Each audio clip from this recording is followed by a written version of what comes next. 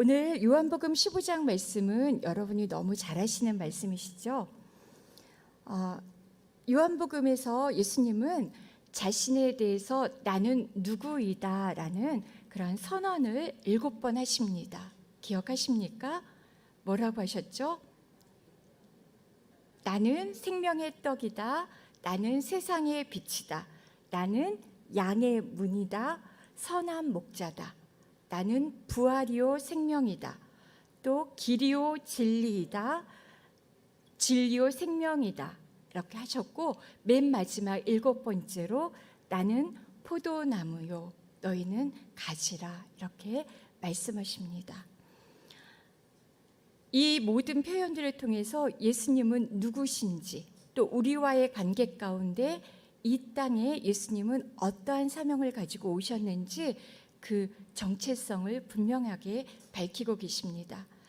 오늘 본문의 이 청중은 제자들입니다.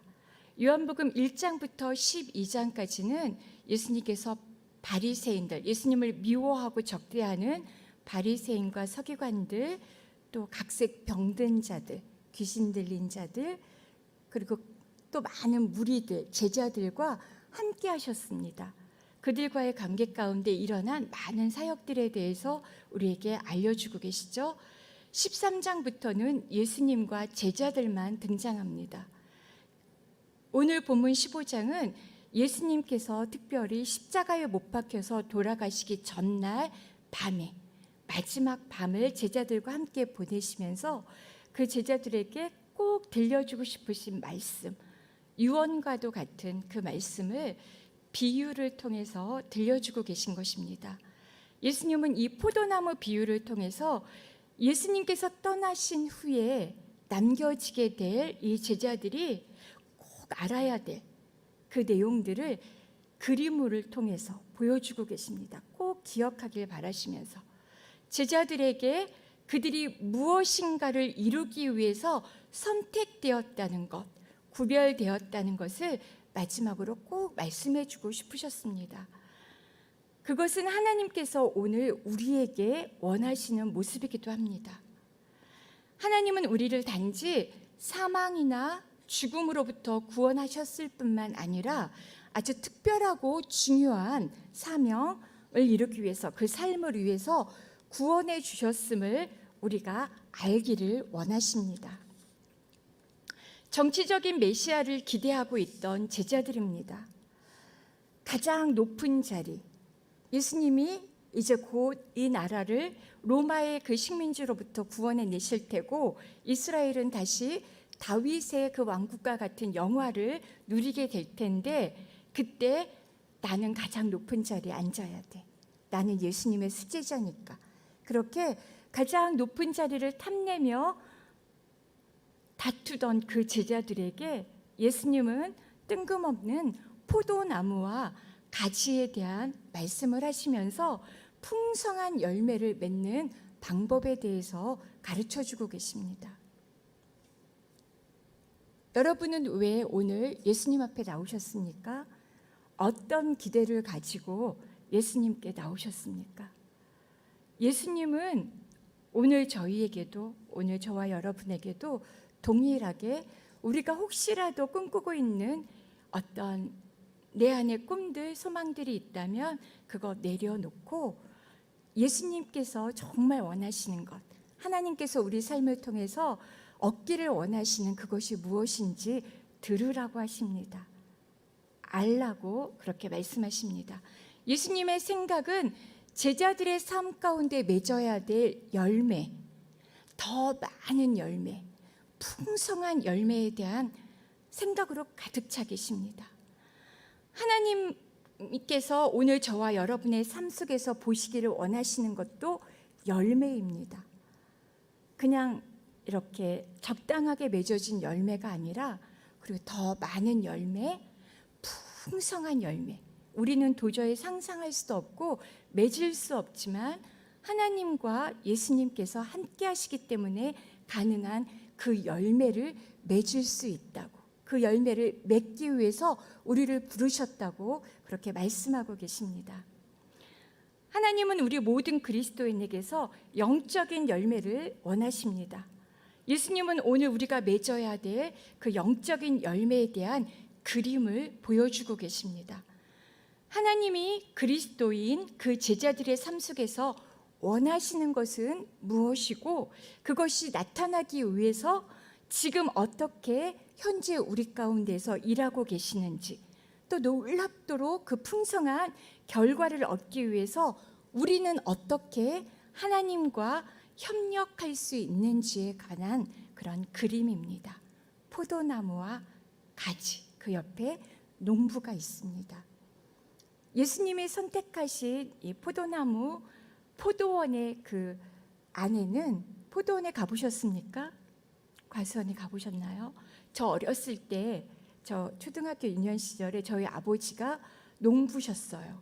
농부. 이제 나중엔 대전으로 오셔서 준 공무원의 직업을 갖긴 하셨지만 포도원을 특별히 이렇게 과수원을 운영하셨는데, 그래서 이 본문이 저에게는 더 친밀하게 와닿습니다. 농부 되시는 하나님 아버지께서 어떻게 과실을 맺기 위해서 애쓰고 수고하시는지, 그리고 포도나무에 어떻게 열매가 맺히는지, 그 과정들에 대해서 어렵지만 어렴풋하게, 특별히 오늘 말씀을 통해서 분명하게 제 안에는 그림으로 그려집니다. 그리고 소망을 주십니다. 내가 맺을 수 있는 열매보다 더 풍성한, 말할 수 없이 놀라운 그 열매를 맺을 수 있겠구나. 여러분에게도 동일한 그 소망을 품고 돌아가시는 이 시간 되시기를 축복합니다. 열매는, 오늘 본문 15장 1절은 농부 되시는 하나님 아버지와 또 포도나무 되시는 예수님을 소개하는 것으로 시작합니다. 1절 말씀 혹시 자막으로 준비됐나요? 네, 함께 읽겠습니다. 나는 참 포도나무요, 내 아버지는 농부라. 아멘. 포도나무의 본질은 열매입니다. 열매. 포도나무는 그 자체만으로는 가치가 없습니다. 열매를 맺지 못하면 불에 태워져 없어질 뿐 아무 쓸모가 없습니다. 하지만 그 가지 끝에 열매가 열리면 어떤 나무보다 아름답고 향기로운 그런 멋진 나무가 됩니다. 열매가 달린 포도나무는 정말 향기롭죠. 포도나무의 목적, 이 목적은 딱 한 가지입니다. 열매를 맺는 것입니다.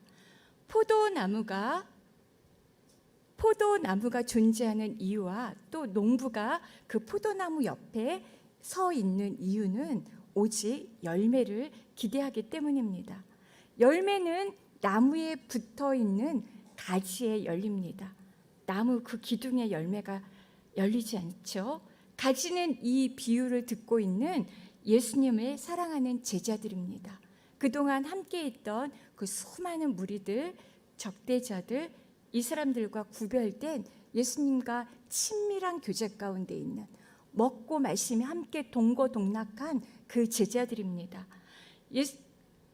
예수님의 그 제자들, 바로 저와 여러분 맞으십니까? 저와 여러분이 바로 오늘 이 본문의 말씀처럼 열매를 맺어야 되는 그 가지들입니다. 아무나 예수님 나무에 붙어 있지도 못하고 열매를 맺지도 못합니다.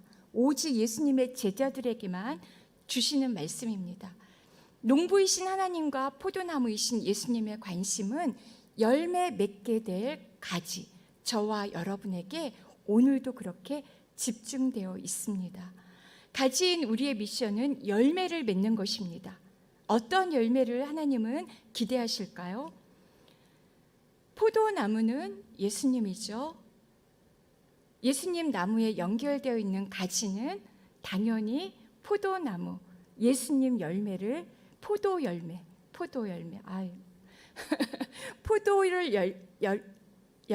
열매를 맺어야겠죠. 포도나무이신 예수님께 붙어 있는 예수님의 제자들은 예수님의 열매를 맺어야 합니다. 기도의 열매, 사랑의 열매, 또 예수님의 영이신 성령님께서 우리 안에서 역사하시면서 우리의 안에, 성품 안에 맺어지게 될 성령의 열매, 사랑과 희락과 화평과 오래 참음과 자비와 양성과 충성과 온유와 절제, 이 멋진 열매들이 우리 안에 맺혀져야 합니다. 신약 성경에서 열매는 선한 일이라는 의미로 또 사용되기도 합니다. 에베소서 2장 10절 말씀 같이 읽겠습니다. 우리는 그가 만드신 바라 그리스도 예수 안에서 선한 일을 위하여 지으심을 받은 자니 이 일은 하나님이 전에 예비하사 우리로 그 가운데서 행하게 하려 하심이니라. 우리는 하나님의 만드신 바입니다. 걸작품이죠. 그리스도 예수 안에서 선한 일을 위하여 지으심 받은 자들입니다. 하나님은 내가 그리고 우리가 선한 일을 행할 수 있도록 만드셨고 그러한 일들을 예비하셨습니다. 믿으십니까? 열매는 하나님을 영화롭게 하는 그 모든 선한 일에 대한 총칭이기도 합니다. 우리가 맺어야 될 열매는 하나님을 영화롭게 하는 선한 일들입니다. 사람들을 그리스도께로 인도하고 또 다른 그리스도인들을 돕고 세워주고 사랑하고 가르치고 예수님의 제자가 되게 하는 그 모든 일들, 이런 열매들이 여러분 삶 가운데 주렁주렁 맺고 계시죠? 아멘. 맺고 계시리라고 믿습니다. 가지는 스스로 열매를 맺을 수가 없습니다. 그렇다면 포도나무 대신 예수님께 붙어 있는 가지는 누구나 저절로 열매를 맺을 수 있을까요? 예수님께 붙어 있는 가지는 누구나 열매를 맺을 수 있겠죠? 네. 2절 말씀 통해서 한번 확인해 보겠습니다. 2절 다시 한번 읽겠습니다. 무릇 내게 붙어 있어 열매를 맺지 아니하는 가지는 아버지께서 그것을 제거해 버리시고 무릇 열매를 맺는 가지는 더 열매를 맺게 하려 하여 그것을 깨끗하게 하시느니라. 열매를 맺지 않는 가지와 열매를 맺는 가지가 있다고 합니다. 우리가 인식해야 될, 우리가 인정해야 될 불편한 현실입니다. 예수님께 붙어 있는 가지 중에는 열매를 맺지 못하는 가지도 있고 열매를 맺는 가지도 있습니다. 그래서 열매 맺지 않는 가지와 열매 맺는 가지는 농부의 가지치기 작업을 당합니다. 서로 다른 방법으로 가지치기가 진행이 됩니다. 잘려져서 버림을 당하든지 아니면 깨끗하게 관리를 받든지, 이 두 가지치기의 방법의 목적은 더 많은 풍성한 열매를 맺도록 하기 위함입니다. 열매를 맺지 아니하는 가지는 아버지께서 그것을 제거해 버리신다고 표현되어 있습니다. 열매 맺지 않는 가지에 대한 하나님의 가지치기는 인정사정이 없습니다. 열매 맺지 않으면 가차없이 제거해 버리십니다. 이것의 긍정적인 목적은 더 좋은 열매를 바라시기 때문입니다. 잘라진 가지의 운명에 대해서 6절에서 이렇게 말씀하고 있습니다. 6절 같이 읽겠습니다. 사람이 내 안에 거하지 아니하면 가지 밖에 버려 나니 사람들이 그것을 모아다가 불에 던져 사르느니라. 그리스도 안에 있으면서 아무 열매도 맺지 못할 수 있습니다. 저와 여러분 안에 열매가 없을 수 있습니다. 예수님은 제자들에게 이 사실을 인정을 하고 또 이러한 상태가 가능하다는 것을 인정하지만 이 상태는 결코 바람직하지 않다는 것도 알게 하십니다. 열매가 없다는 것은 가치가, 하나님 보시기에 가치가 없다는 뜻입니다. 제거해 버리다, 불 속에 던져 사르다, 이것은 우리가 한 가지 이 시간 먼저 확인해야 될 것은 구원에 대한 문제가 아닙니다. 구원에서 떨어져 나간다, 구원받지 못한다는 것이 아닙니다. 열매 맺는 것에 대한 이야기입니다. 구원이 아니라. 그래서 예수님의 말씀을 듣는 사람들, 저와 여러분들은 예수님 안에 있는 가지들입니다. 예수님 안에 있으면서 열매를 맺지 못하기 때문에 이것들에 대한 잘라냄을 당하고 또 불사름을 당한다는 이 표현입니다. 진짜로 불사름을 당하고 그렇다는 것은 결코 아닙니다. 이 제거해 버린다는 헬라어의 동사는 아이로입니다. 아이로.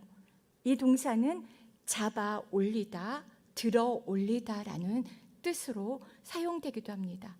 예수님께서 중풍병자에게 명하실 때 일어나 내 침상을 가지고 집으로 가라 하실 때 일어나에 사용된 동사가 바로 제거해 버리다 이 동사와 같은 뜻입니다. 그래서 우리는 해석할 때 이것을 집어 올리는 것으로 생각하시면 됩니다.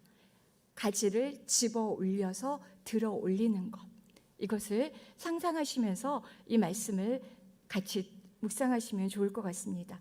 그리스도인에게 있어서 죄는 가지를 병들게 하고 열매 맺지 못하게 합니다. 가지가 들어 올려져야 하고 또 집어 올려져야 될 이 가지는 지금 땅바닥에 있습니다. 땅바닥에서 진흙덩이에 먼지 구덩이에 섞여 있습니다. 이 먼지는 열매 맺지 못하도록 하는 죄를 의미합니다. 하나님은 아무 열매를 맺지 못하는 가지를 결코 내팽개치지 않으십니다. 가지치기 해보셨습니까? 가지치기. 제가 이제 식물을 또 저도 좋아합니다. 그래서 가지치기를 저도 아주 사정없이 할 때가 있어요. 더 이쁘게 열매 맺을 걸 제가 알기 때문에. 그런데 이렇게 아무거나 막 자르지는 않습니다. 끝까지 얘가 생명을 잃을 때까지 제가 물에도 담궈보고, 그래서 뿌리 조금 나오면 또 땅에도 심어보고, 그래서 저희 집 베란다에는 아주 정말 싱싱한 화분들이 있는가 하면 죽어서 말라 비틀어질 것 같은, 하지만 생명은 있는 그런 화분도 있습니다. 아버지의 마음이 이 죄 가운데 있어서 열매 맺지 못하는, 제거해 버리시는 게 아니라 집어 들어 올리셔서 열매 맺도록 그 생명을 유지시켜주는 아버지의 마음이 제가 이해가 되더라고요. 네. 아무 열매를 맺지 못하는 이 가지를 내팽개 버리지 않으시고 대신 열매가 없는 가지 옆에 무릎을 꿇고 앉아서 부드러운 손길로 흙과 먼지들을 씻어내 주시고 다시 집어 올려서 풍성하게 열매를 맺을 수 있도록 해주십니다. 이것이 오늘 포도나무 비유의 첫 번째 메시지입니다. 하나님은 우리가 죄 속에서 삶을 헛되이 보내기로 선택할 때조차도 우리를 죄 짓는 것에서 멈추고 열매 맺도록 우리 삶을 집어 들어 올리시고 회복시켜 주십니다. 그래서 집어 들어 올리는 이 과정이 우리에게는 징계의 시간이기도 합니다. 징계. 집어 들어 올리셔서 고통스러우시죠? 고통을 당합니다. 내가 왜 이런 고통을 당할까? 이런 징계는 하나님의 사랑의 또 다른 표현이기도 합니다. 죄로부터 우리를 분리시키기 위한 하나님의 사랑입니다. 하나님은 우리에게 죄값을 치르게 하시려고 우리의 삶에 개입하시는 게 아니라, 죄값은, 우리가 당한 이 죄값은 이미 십자가 위에서 예수님께서 깨끗하게 다 없애주셨습니다. 우리가 징계를 당하는 것, 집어 올림을 당하는 것, 제거해 버림을 당하는 것은 죄값을 치르는 것이 아니라 죄를 멈추게 하시려고 제거하시고 들어 올리시고 불에 태워서 없애시는 그런 하나님의 개입하심입니다. 이해가 되십니까? 네. 열매 없는 가지에 대한 하나님의 가지치기는 바로 우리 안에 있는 죄를 없애시는 작업입니다. 하나님은 우리 삶의 가지를 제거하십니다. 죄를 제거하십니다. 들어 올리십니다. 저와 여러분을 포함한 모든 그리스도인은 하나님께 징계를 받았거나 가지치기를 당했거나 또 징계를 받을 것입니다. 징계를 받은 경험들이 있으시죠? 저만 죄를 짓는 건 아닐 텐데, 그죠? 우리는 다 죄를 지었고 그 가운데에서 하나님의 이 가지치기 작업을 당하셨습니다. 그리고 지금도 어쩌면 징계 중에 있을 수도 있습니다. 히브리서 12장 6절부터 7절 말씀 같이 읽겠습니다. 주께서 그 사랑하시는 자를 징계하시고 그가 받아들이시는 아들마다 책짓질 하심이라 하였으니 너희가 참음은 징계를 받기 위함이라. 하나님이 아들과 같이 너희를 대우하시나니 어찌 아버지가 징계하지 않는 아들이 있으리요. 아멘.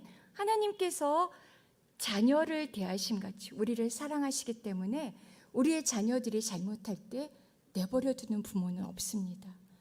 꾸짖습니다. 안 돼. 그러면 안 돼. 처음엔 부드럽게 꾸짖다가 안 하면 나중에는 책짓질까지 가죠. 책짓질까지 갑니다. 사랑하기 때문입니다. 더 좋은 열매를 맺도록 하기 위해서 그것을 방해하는 죄된 성품, 습관, 행실들을 가지를 치십니다. 그 과정에서 우리의 소중한 내가 사랑하고 집착했던 관계들이 깨어지고 재정이 막히고 건강이 나빠지고 또 내가 의지하고 바라던 그런 소망들이 다 사라지고 내 자존심도 바닥을 칩니다. 자존감이 제로 상태가 됩니다. 하나님의 징계의 시간들입니다. 안심하시기 바랍니다. 우리가 예수님께 붙어 있다면 하나님의 가지치기 중이신이라는 것들을 기억하시고 죽을 것 같지만 우리는 죽지 않는다는 것을 기억하시기 바랍니다. 망가질 것 같지만 망가지지 않습니다. 돈도 통장의 잔고에 제로가 되고 모든 내 자녀들도 떠나가고 남편도 떠나가고 모든 것들이 다 소망이 끊어져도 하나님 안에 계시면, 예수님 안에 계시면 우리는 소망이 있습니다. 믿으십니까? 아멘. 더 건강해지고 더 아름다워지고 더 풍성한 열매를 분명히 맺게 될 것입니다. 죄를 잘라내고 제거하시고 우리를 깨끗하게 하시는 하나님은 실수가 없으십니다. 온전하십니다. 그래서 이거 아닌데 싶은 그 부분들에 손을 대셔도 안심하시기 바랍니다. 하나님은 실수가 없으십니다. 내가 바라보아야 될, 내가 거해야 될 예수 그리스도 안에 온전히 더 강하게 거할 수 있도록 하나님께서 도와주고 계십니다. 우리가 죄를 짓는 순간, 이 징계의 순간에 우리가 해야 될 일은 죄를 멈추고 돌아서는 것입니다. 회개하는 것입니다. 유턴하시는 것입니다. 우리가 죄를 멈추는 순간 하나님의 징계도 멈춥니다. 믿으십니까?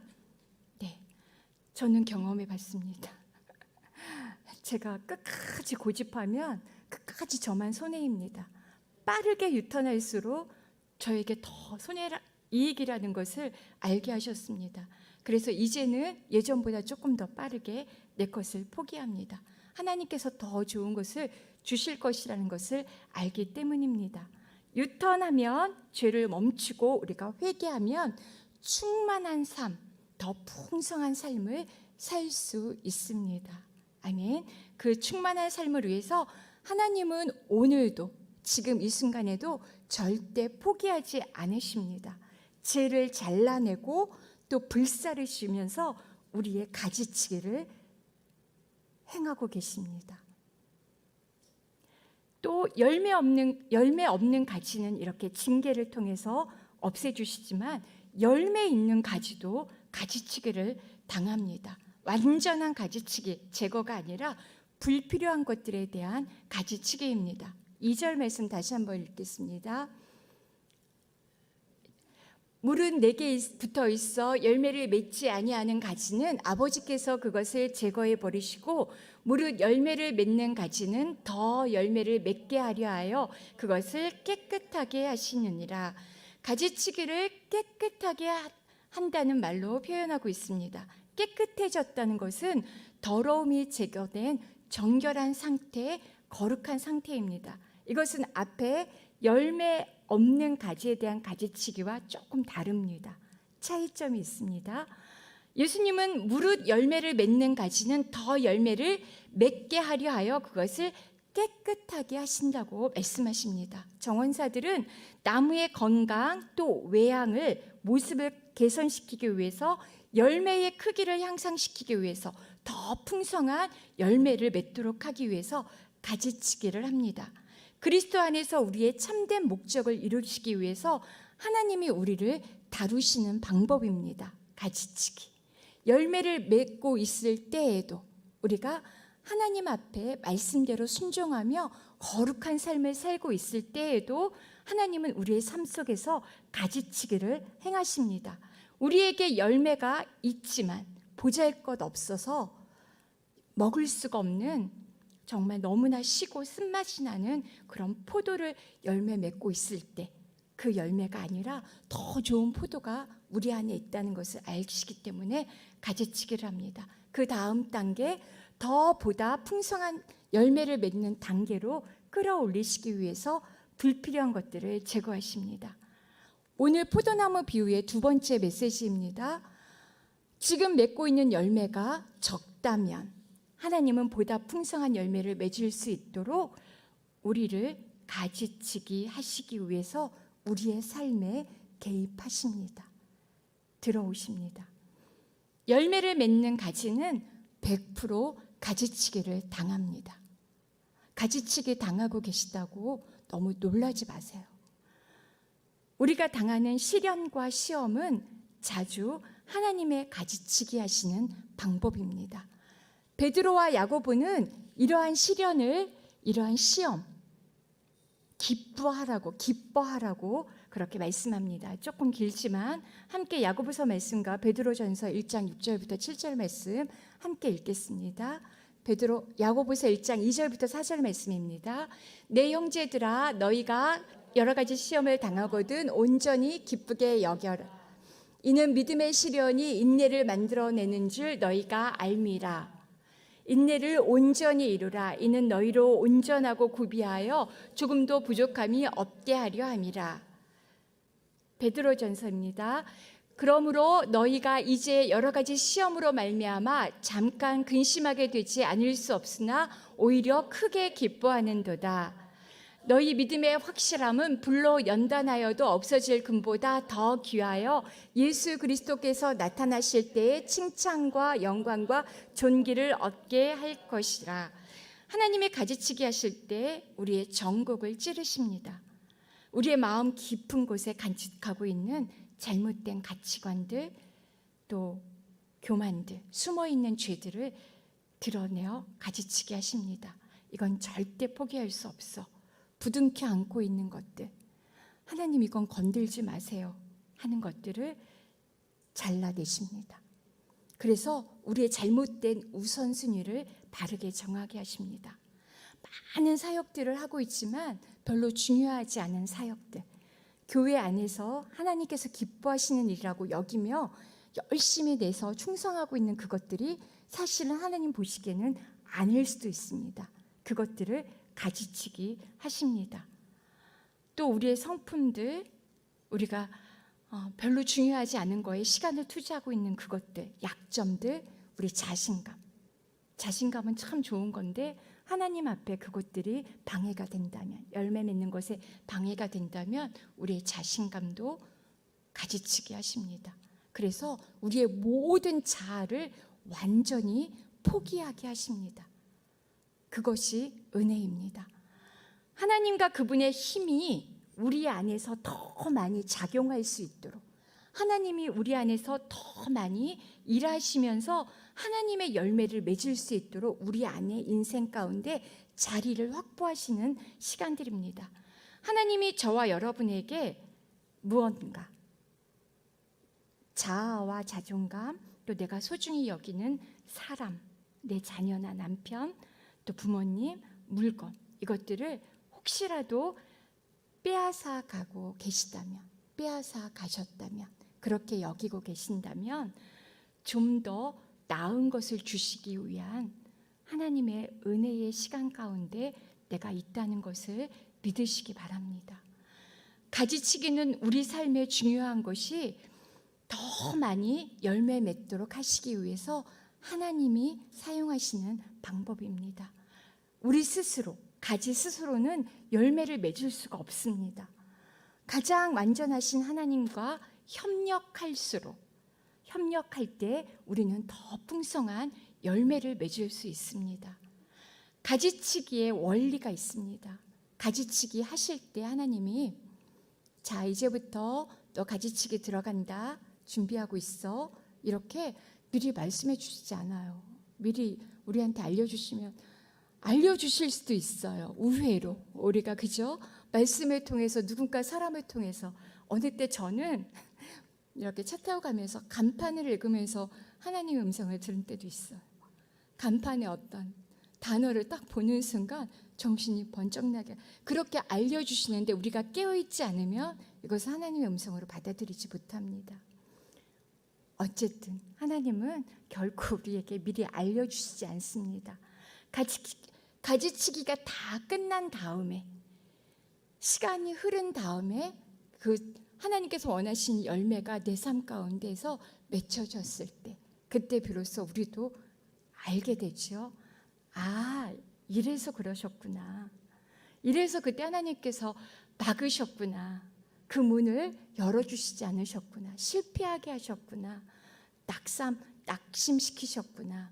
그때 비로소 우리는 알게 됩니다. 성경 속에서 하나님의 가지치기를 가장 심하게 당한 사람이 있습니다. 바로 다윗입니다. 다윗. 사무엘상 16장에서 하나님은 사무엘을 통해서 이스라엘의 두 번째 왕으로 다윗이 세워졌다는 것을 알게 하십니다. 그리고 사무엘을 통해서 기름 부음을 받습니다. 다윗은 이제 사울 이후에 이스라엘 왕이 될 것입니다. 그런데 왕이 되기 전에 다윗은 하나님의 가지치기를 먼저 당합니다. 아주 오랜 세월 동안 어린 나이에 먼저 골리앗과 싸워야 했고 또 그 외에도 수많은 적군과 싸우게 하셨습니다. 배반과 고독을 견뎌야 했고 암살당하는 그런 순간들을 그런 위기도 여러 번 당해야 했습니다. 하층민들로 구성된 추종자들과 동굴에서 함께 살면서 몇 년이나 도피 행각을 하게 하셨습니다. 뭔가 잘못돼도 한참 잘못된 것 같은 그런 삶이 다윗의 인생 가운데 오랜 시간 동안 있습니다. 그러나 사실은 하나님 보시기에 그것은 잘못된 것이 아닙니다. 다윗이 거친 모든 시련은 그를 왕으로 준비시키기 위한 이스라엘에서 가장 강대하고 번성한 그런 이스라엘의 왕으로 준비시키기 위한 하나님의 계획의 일부분이었음을 우리는 잘 압니다. 가지치기는 항상 미래를 향합니다. 지금 우리가 가지치기를 당하는 것은 앞으로 하나님께서 우리에게 허락하실 좋은 열매를 위함입니다. 가지치기를 당하는 순간에 왜 이런 일을 당해야 하는지 이해하지 못합니다. 게다가 가지치기의 결과를 그 자리에서 확인할 수도 없습니다. 우리가 느끼는 거라고는 가지치기를 당하는 순간 겪는 고통뿐입니다. 너무 아프죠? 가지치기 당할 때 다 아픕니다. 다 생명이 끊어질 것 같고 죽을 것 같습니다. 하나님이 우리를 가지치게 하신 이유와 목적을 알기 위해서는 우리가 다음 계절까지 기다려야 합니다. 가지치기는 잘못된 일, 그것들을 제거하시는 그 하나님의 은혜의 시간이라는 것을 우리가 알 때 우리는 그 고통 가운데 좌절하지 않을 수 있습니다. 원망하거나 불평하거나 분노하면 다시 계속 그 자리에 있을 뿐입니다.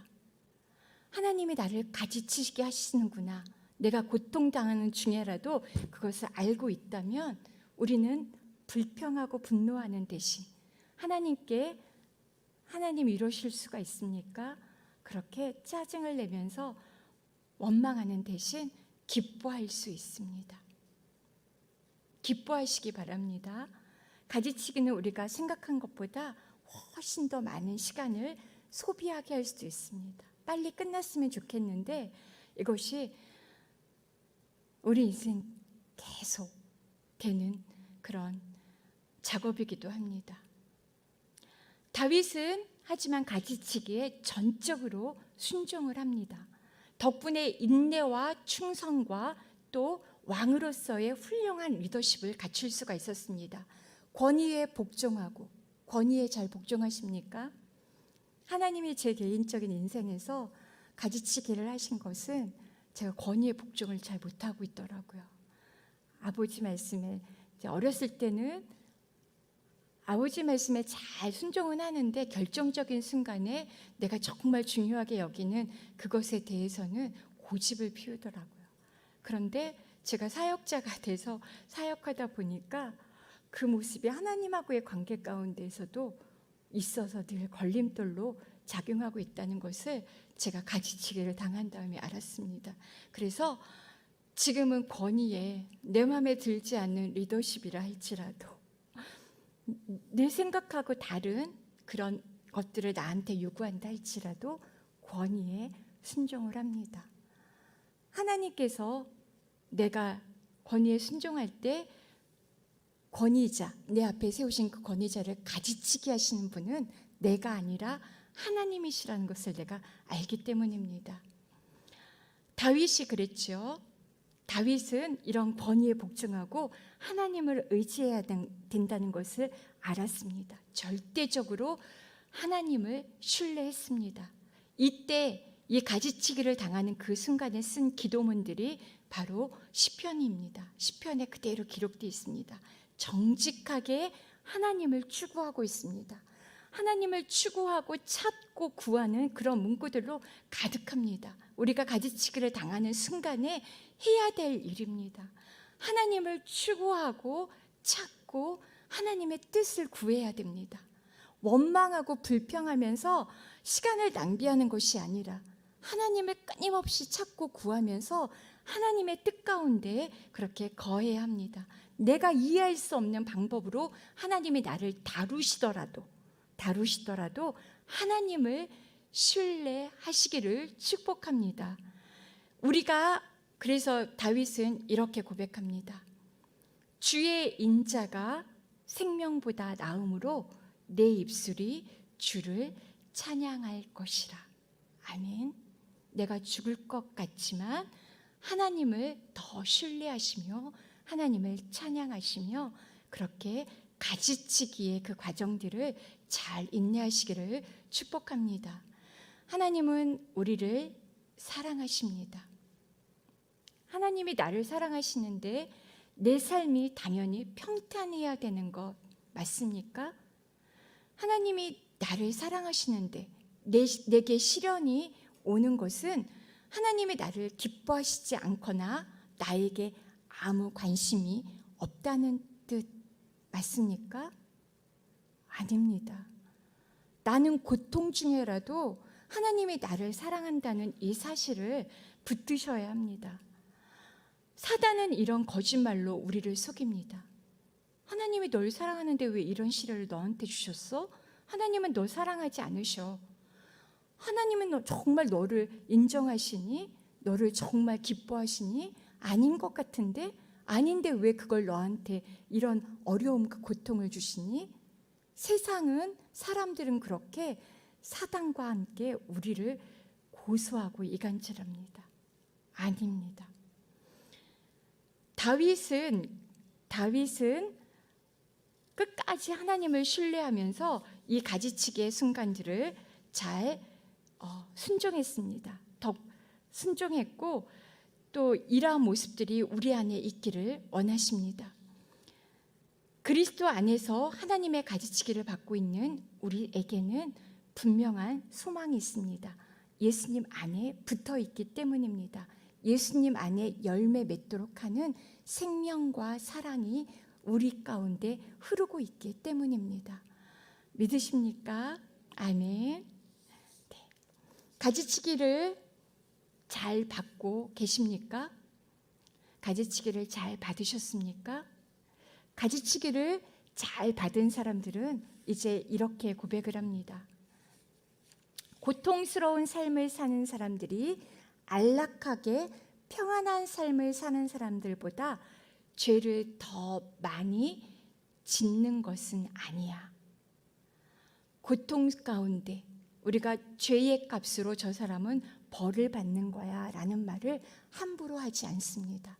우리 주변에 고통 가운데 있는 사람들을 바라보면서 하나님의 선하신 사랑의 가지치기 중이라는 것을 우리는 이제는 선포하며 그들에게 다가가 위로와 격려를 해줄 수가 있습니다. 그렇게 해주시리라 믿습니다. 욥도 큰 고난을 당했지만 그가 악해서가 아닙니다. 죄를 지어서가 아니라 오히려 하나님 앞에 의로웠기 때문에 시험을 당했고 고통을 당했습니다. 그러한 고통이 오늘 우리 가운데도 분명히 있습니다. 가지치기가 잘된 그리스도인은 똑같은 상황이나 사물 앞에서 이제는 이전과 다르게 반응할 줄 압니다. 가지치기를 잘 받으면 이제는 우리의 시간과 달란트, 우리가 소중히 여기는 보물, 재물들을 이전과는 다르게 사용할 수 있습니다.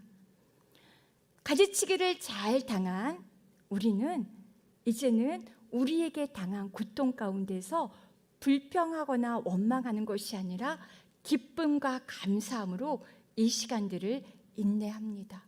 비록 내가 원하는 것이 내 안에 없을지라도, 외양간에 소가 없고 우리의 양이 없고 수출이 없을지라도 우리는 기뻐할 수 있습니다. 농부이신 하나님께서 우리를 가지치기 하십니다. 그 하나님을 온전히 신뢰하시면서 맡기시기를 축복합니다. 마지막으로 하나님께서 더 풍성하게 열매를 맺기 위해서 우리에게 요구하시는 모습이 있습니다. 바로 포도나무에 꼭 붙어 있는 것입니다. 가지는 나무를 떠나서는 살 수가 없습니다. 열매를 맺을 수가 없습니다. 예수님 안에 거해야 합니다. 4절부터 5절 말씀 같이 읽겠습니다. 내 안에 거하라. 나도 너희 안에 거하리라. 가지가 포도나무에 붙어 있지 아니하면 스스로 열매를 맺을 수 없음같이 너희도 내 안에 있지 아니하면 그러하리라. 아멘. 거한다는 것은 관계를 맺는다는 것입니다. 어느 한편에 일방적인 거함이 아니라 쌍방간의 거함입니다. 내가 그 안에, 그가 내 안에. 나만 예수님 안에 거하지 않고 예수님만 내 안에 거하는 것이 아닙니다. 내 안에 거하라. 나도 너희 안에 거하리라 하시는 이 말씀은 예수님의 명령이기도 합니다. 나는 이미 너희 안에 거하고 있어. 그러니 이제는 네가 내 안에 거할 차례야. 이렇게 말씀하고 계시는 겁니다. 우리는 착각하고 있습니다. 기도한다고, 예배한다고, 또 큐티한다고 내가 그리스도 안에 거하고 있다고 착각을 합니다. 하지만 그리스도 안에 거하지 않고 있을 수도 있습니다. 우리가 한 공간 안에, 한 집 안에 가족이 모여 있지만 소통하지 않습니다. 사춘기, 중2병을 앓고 있는 자녀들은 집에 들어오는 순간 문 꽝 닫고 들어가서 나오지 않습니다. 밥도 따로 먹고 얼굴도 보기 쉽지 않습니다. 요즘은 또 이거 문 안 열어줘도 키 누르고 들어오죠. 저절로 들어와서 한 공간 안에 살지만, 한 가족이지만 거한다고 할 수 없습니다. 이것이 예수님과 우리 안에 거한다는 것의 의미입니다. 예수님은 우리 안에 분명히 거하시지만 우리는 예수님 안에 거하지 않을 수 있습니다. 거한다는 것은 서로 친밀하게 딱 붙어 있는 것입니다. 예수님의 그 수액들, 생명들을 내 안으로 깊게 빨아들이면서 예수님께 꼭 붙어 있는 것입니다. 내 것을 예수님께 내어주고 예수님께 온전히 나를 맡기면서 붙어 있는 것, 서로 왔다 갔다 하는 것입니다.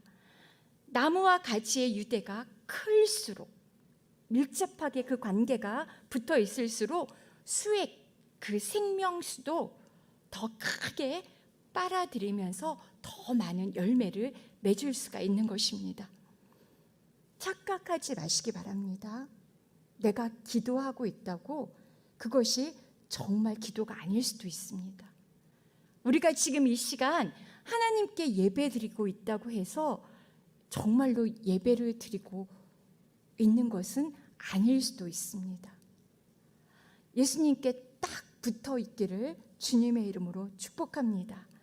이제 포도나무 비유의 세 번째 메시지입니다.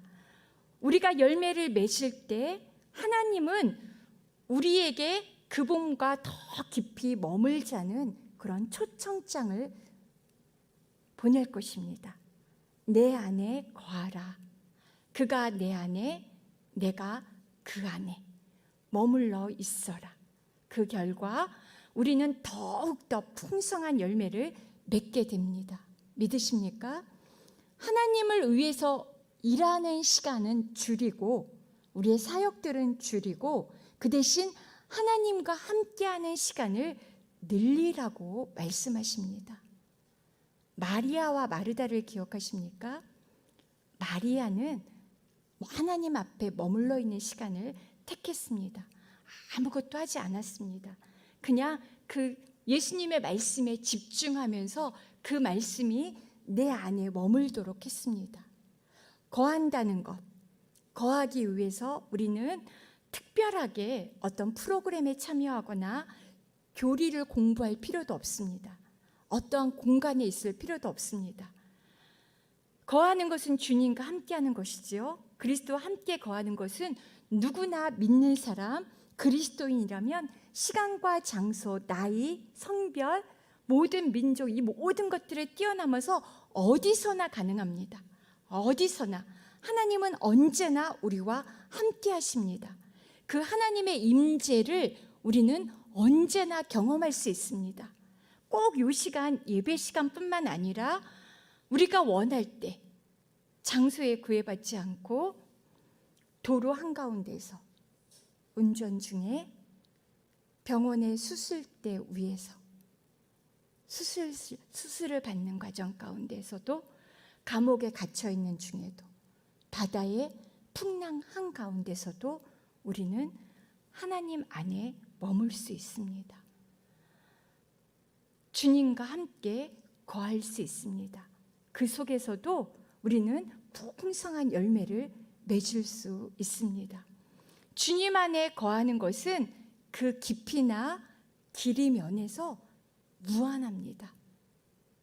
끝이 없습니다. 그것을 하나님께서 우리에게 이 시간 원하십니다. 전심으로 하나님을 추구하시고 다윗과 같이 전심으로 하나님을 찾으심으로 우리가 하나님의 임재 안에 거할 수가 있는 것입니다. 그렇게 하나님의 임재 안에 거할 때 하나님은 말할 수 없는 기쁨을 우리에게 허락하십니다. 고통 가운데 있지만, 아픔 가운데 있지만 그거하고 비교할 수 없는 기쁨, 하나님의 임재 안에 거하는 즐거움을 맛보게 하십니다. 예수님께서 그가 내 안에, 내가 그 안에 머물도록 그분의 친밀한 임재 안으로 그렇게 저와 여러분을 초대하십니다. 그 안에 머물라 하십니다. 그가 내 안에, 내가 그 안에, 예수님이 내 안에, 내가 예수님 안에 거하는 방식은 어떤 걸까요? 마리아가 예수님 앞에 앉아있는 그 모습을 떠올리시면 됩니다. 7절 말씀 같이 읽겠습니다. 7절 말씀입니다. 요한복음 15장 7절 말씀 제가 읽어드리겠습니다. 너희가 내 안에 거하고 내 말이 내 안에 거하면. 예수님께서 우리 안에 임재하시는 방식은 말씀입니다. 말씀이 우리 안에 거합니다. 내가 예수님 안에 거한다는 것에 대해서 9절에서 이렇게 말씀합니다. 하나님 아버지께서 나를 사랑하신 것 같이 나도 너희를 사랑하였으니 나의 사랑 안에 거하라. 나의 사랑 안에 거하라. 사랑 안에 거하라는 그 의미가 무엇인지 조금 더 구체적으로 10절에서 이렇게 말씀하십니다. 10절 혹시 자막 준비됐나요? 같이 읽겠습니다. 내가 아버지의 계명을 지켜 그의 사랑 안에 거하는 것 같이 너희도 내 계명을 지키면 내 사랑 안에 거하리라. 아멘. 내가 예수님 안에 거하는 방식은 사랑입니다. 계명을 지키는 것. 사랑하면, 예수님은 하나님을 사랑하셔서 하나님의 계명을 다 지키셨습니다. 우리가 정말로 예수님을 사랑한다면 그 말씀을 지키실 것입니다. 그게 내가 예수님 안에 거하는 방식입니다. 예수님은 말씀으로 우리 안에 거하시고 우리는 예수님의 말씀에 순종함으로, 사랑함으로 그렇게 거합니다. 그런데 그 예수님의 계명이 또 무엇입니까? 예수님의 계명은 제가 읽어드리겠습니다. 12절입니다. 내 계명은 곧 내가 너희를 사랑한 것 같이 너희도 서로 사랑하라 하는 이것이니라. 아멘. 예수님의 계명. 우리가 예수님 안에 머물러 있는 방식은 우리가 예수님을 사랑함으로 계명을 지키는 것인데 그게 바로 우리가 서로 사랑하는 것입니다. 부모가 자식을 사랑하고 자녀가 부모님을 사랑하고 우리 서로 간에 지체 간에 이 교회 공동체 가운데서 남편, 나를 미워하는 그 원수까지도 사랑하고 축복하면서 그렇게 사랑할 때 우리 안에 풍성한 열매들, 그냥 단지 사랑만 했을 뿐인데 하나님은 그 사랑하는 모습들을 통해서 우리가 상상할 수 없는 그 모든 선한 열매를 맺도록 하십니다. 마지막으로 제가 사진 하나 보여드리겠습니다. 사진입니다. 너무 멋진 과수원의 풍경이죠. 여느 과수원의 풍경과 조금 다릅니다. 제가 시간을 드리고 찾아보라고 말씀을 드리고 싶지만 시간이 없는 관계로 이 포도나무는 딱 한 그루입니다. 한 그루가 과수원 전체에 가지를 딱 뻗게 해서 포도 열매를 맺혔습니다. 보통 포도나무 한 그루에 맺히는 포도송이가 60송이 정도라고 합니다. 그런데 저 포도나무에는 몇 송이가 맺혔을 것 같아요? 진짜 실제 있었던 일입니다. 저 사진은 2017년도에 우리나라 고성에 있는 어떤 포도원 농장에 있는 사진인데요. 저 포도나무 한 그루에 4,000송이가 열렸다고 합니다. 죄송합니다. 대박이죠? 대박입니다. 하나님께서 예수님 나무에 붙어있는 우리 가지, 저와 여러분에게 이렇게 열매를 맺을 수 있다고 보여주십니다. 우리는 스스로 혼자 저 열매를 맺을 수가 없습니다. 하지만 예수님께 딱 붙어 있을 때 농부이신 하나님의 가지치기의 손길을 따라서 우리는 죄로부터 들어올림을 당하고 또 가지치기를 통해서 우리가 하나님 안에 머물러 있는 동안에 하나님께서 저렇게 열매를 맺도록 하십니다. 우리가 한 일은 아무것도 없습니다. 그냥 하나님 아버지를 신뢰하고 그 가운데 그냥 머물러 있었을 뿐입니다. 너무 멋지지 않습니까? 온 우주 만물을 지으신, 내리셔도 됩니다. 머릿속에 딱 입력하시고 온 우주 만물을 지으시고 다스리시는 하나님 아버지께서 나를 관리하십니다. 가장 좋은 것을 공급하시는 생명의 근원, 사랑의 왕, 평화의 왕이신 그 예수님께서 우리에게 생명수를 보내주고 계십니다. 포도나무 되시는 예수님은 온 우주를 뒤엎을 만큼 큰 가지들을 뻗게 하시면서 극상품의 열매를 맺도록 하십니다. 내가 하는 것이 아닙니다.